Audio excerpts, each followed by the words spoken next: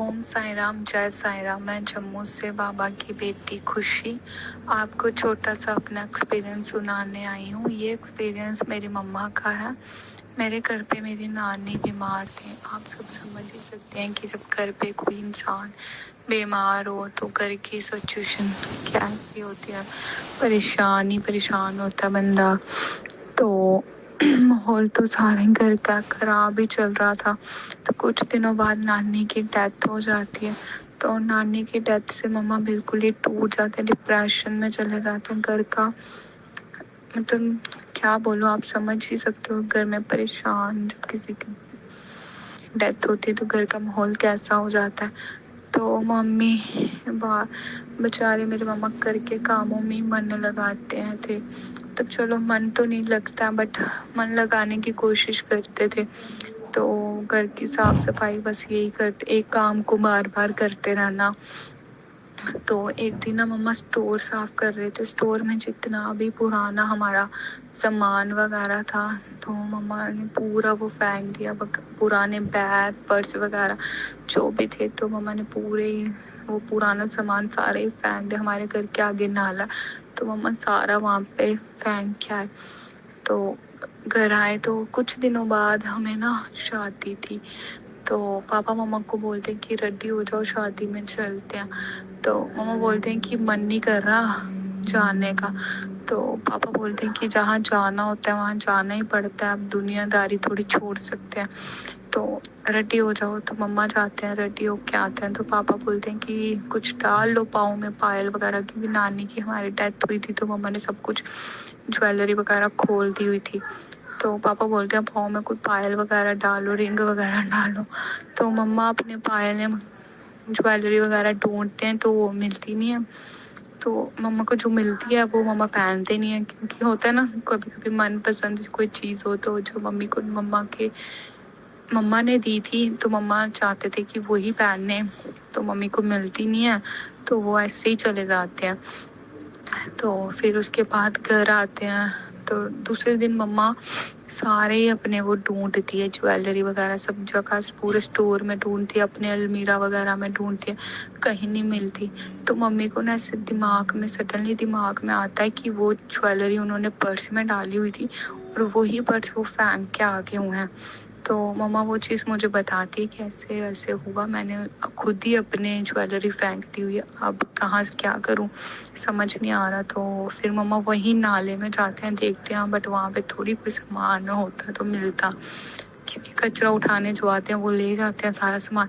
तो मम्मी को वहाँ पे कुछ भी नहीं मिलता। मम्मी घर आते हैं टेंशन में ही, बोलते हैं कि कुछ गुम हो गया हुआ है, अब क्या करेंगे। तो मैं बोलती हूँ टेंशन नहीं लो, इधर ही आके वहीं रख दिया होगा आपने तो मिल जाएगा। तो फिर उसके बाद मम्मी फिर पूरा स्टोर की सफाई 2-3 दिन करते हैं बट कहीं कुछ नहीं मिलता। तो फिर मम्मी और दुखी हो जाते हैं कि बीच में उनको जो ज्वेलरी थी वो नानी ने भी दी थी, कुछ ज्वेलरी पापा ने गिफ्ट की हुई थी। तो फिर मम्मा क्या करते हैं कि जो उनके पास ज्वेलरी थी ना, मम्मा बोलते हैं कि अगर मुझे वो भी नहीं मिली तो मैं इन ज्वेलरी को कभी हाथ ही नहीं लगाऊँ, कभी गोल्ड पहनूंगी ही नहीं, पूरी उम्र ऐसे ही रहूँगी। अगर वो ज्वेलरी नहीं मिली तो कुछ भी नहीं पहनूंगी, मैंने इतना सब गुम कर दिया, अब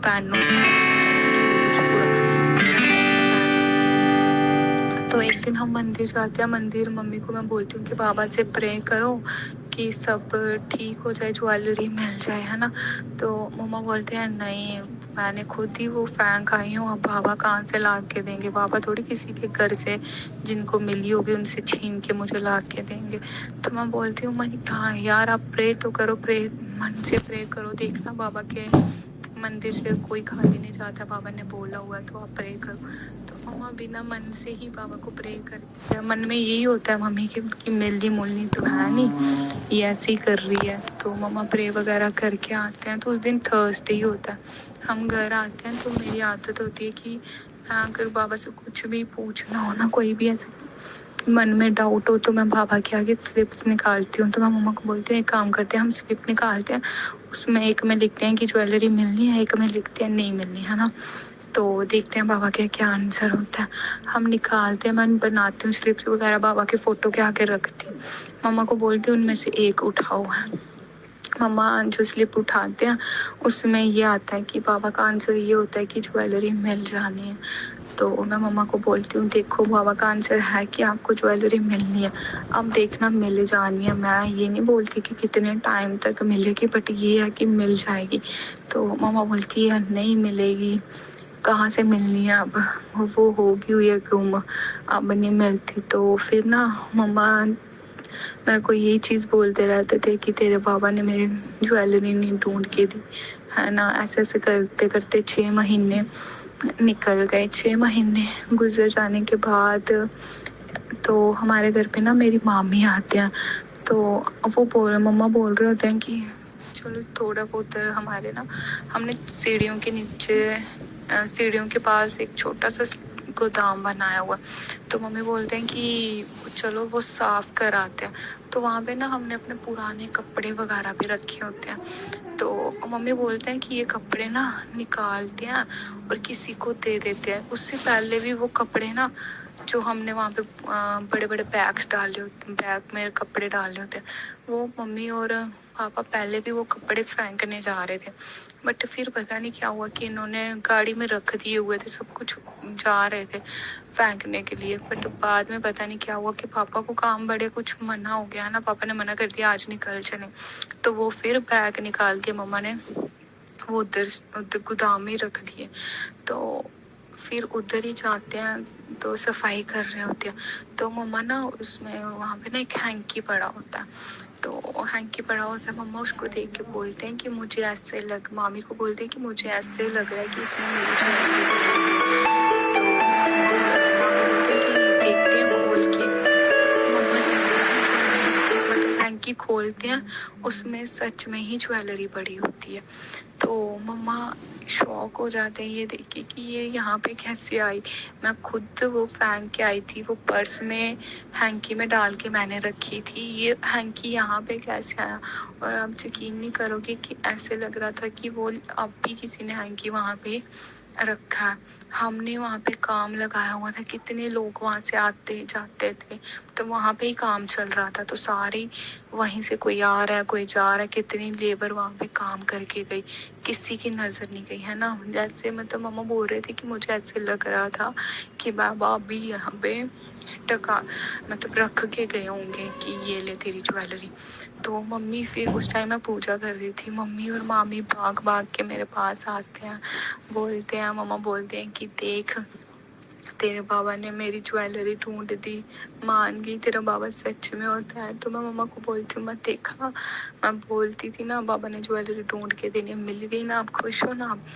तो मम्मी बोलते हैं हाँ। फिर एक थोड़े टाइम बाद हम ऐसे ही बैठे हुए थे, तो मम्मा बताती हैं कि मुझे ना ऐसे सपने आते थे, बाबा मुझे दिखते थे कि तेरी ज्वेलरी मिल जाएगी, तो टेंशन मत ले, मिल जानी है, सही टाइम आने पे मिल जानी है। बट मेरी मम्मी को ना विश्वास नहीं होता था कि मैं खुद वो फेंक आई हूँ, कहाँ से मिलनी है।